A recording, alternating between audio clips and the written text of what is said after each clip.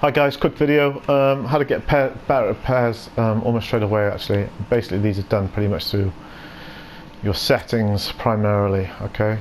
So go to options, personal preset settings, which means the sort of controller conditions you use to start every game. These settings for me are under user 1, unlikely you can change the name here on user 1, I'm not going to bother for now. Command setting, which is your controller settings, I just have it as standard.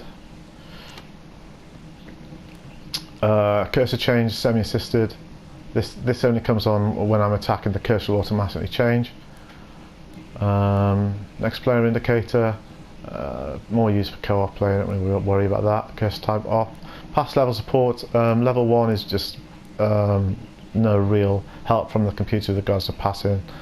I found this pretty poor generally, because if you're thinking you're playing as a professional footballer in a football game and they can't pass the ball 5 yards, it gets a bit annoying. So this I'd say is poor, this level 1.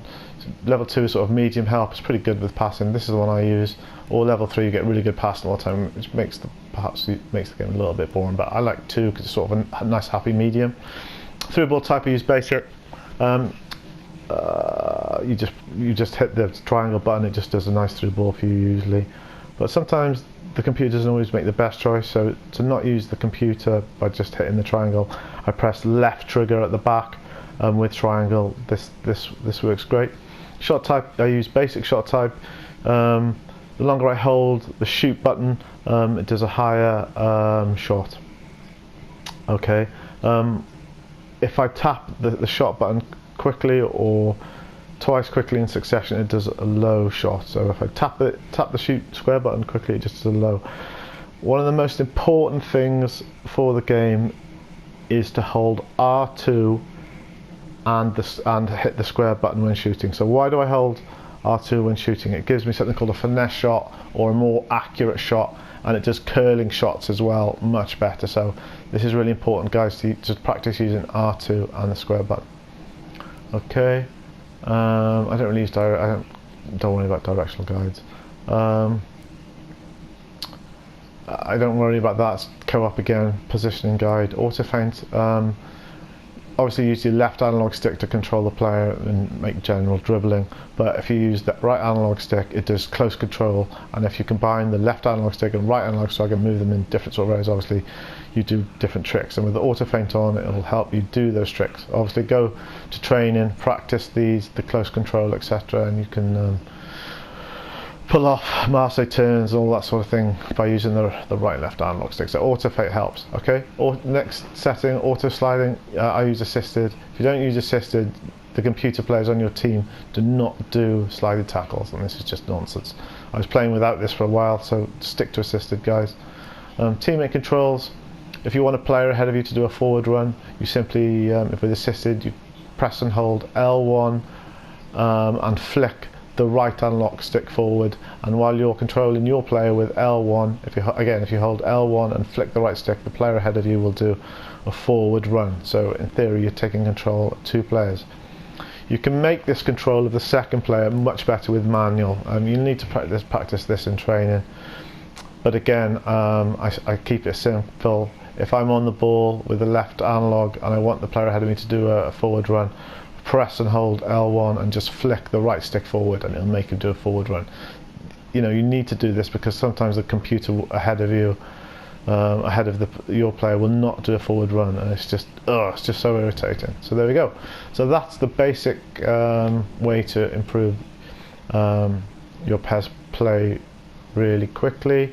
Okay, I'm going to talk quickly about the long through ball over the top, which everyone seems to do in this game, which drives you nuts.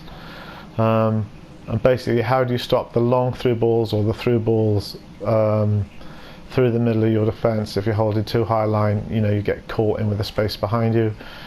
Very simple, guys. I'll just show you. We'll just start a quick local game. Yeah, we'll start a quick local game, and then I'll show you through there. So we'll choose maybe someone like Inter Milan. Actually, we'll choose Milan because I think they use a 4-4-2, and we'll choose Dirty Leeds, Yacobi. Okay. So if I go to game plan, okay. So look at my Milan side. Okay, you've got these 4 across the back like this. Okay, but the problem with this is that in the game they're likely more to have through balls. This I find happens a lot.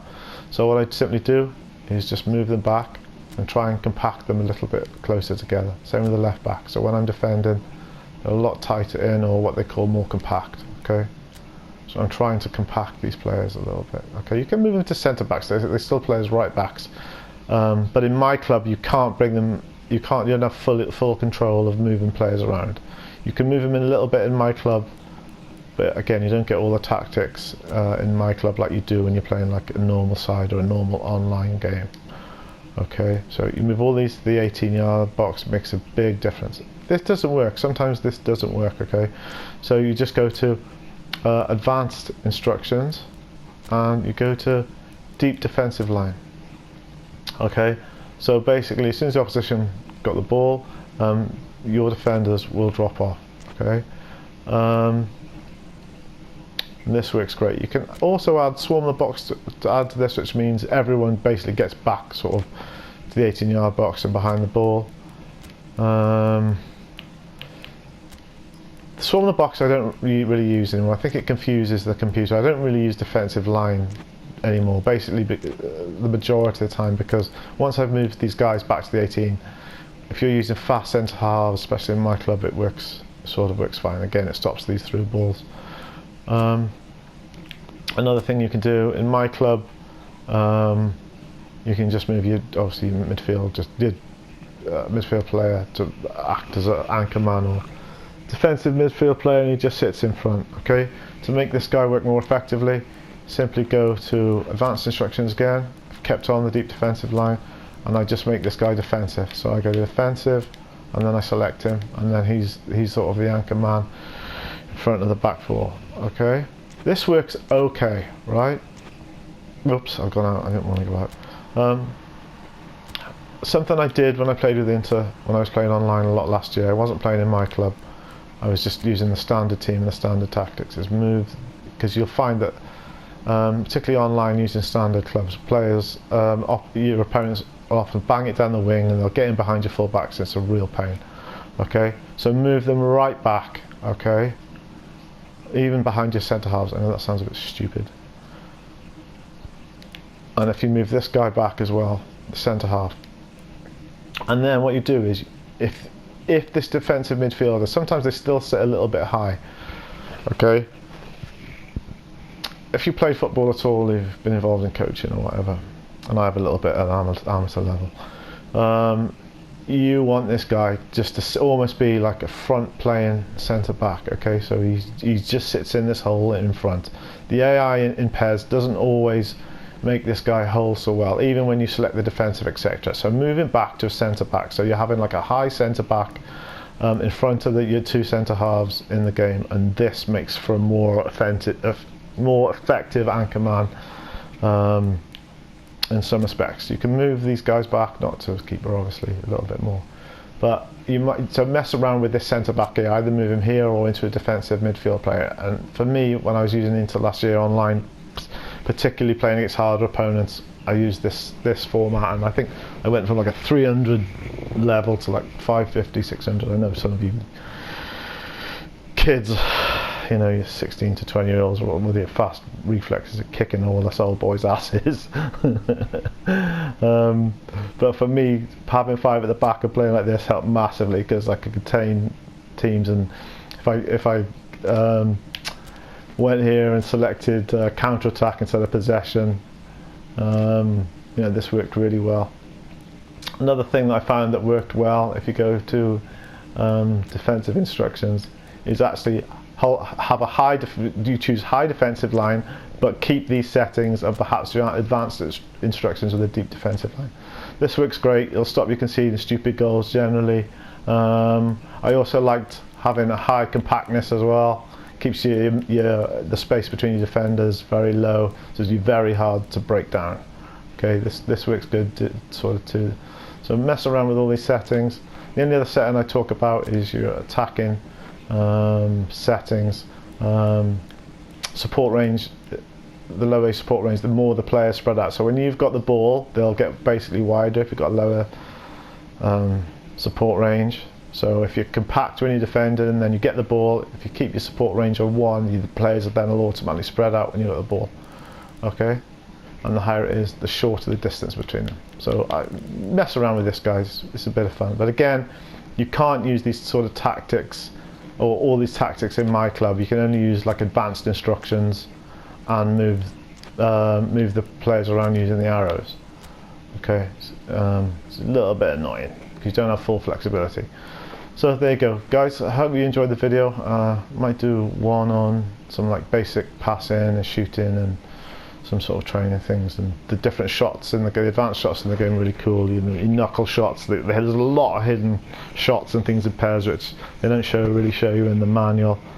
So there we go. One other thing I forgot to say is that if you are holding a deep defensive line or using players in this area, is if you double touch the D-pad to your right, it'll make your defense move out. So you can constantly, if you want to squeeze your players out, what they call squeezing out, to get your back four up, you know, so you're not sitting so deep, double tap the D-pad to your right and it'll make your players, you'll see like a little line on your radar in the game and it'll move your players out, sort of thing. Although I can't really think this shows up so well in my club, but definitely if you double tap the D-pad right, it will get your players out. Okay, which is another really cool feature. Guys, hope you enjoyed the video. Please like or subscribe, and I'll keep doing the videos if you like them. Okay, all the best, guys.